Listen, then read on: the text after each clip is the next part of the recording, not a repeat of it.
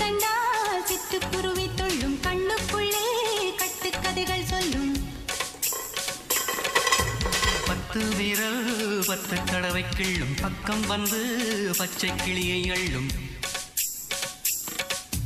ராகங்களை கூறும் நல்ல ரசிகனையா நீதான்.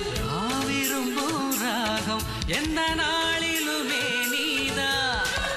உன்னுடைய லீலைகளும் காட்டுகின்ற வேலைகளும் சின்ன பொண்ணுக்கு செல்ல கண்ணுக்கு ரொம்ப பிடிக்கும். சில்லென சில்லென நீர்த்துளிப்பட்டு மெல்லென மெல்லென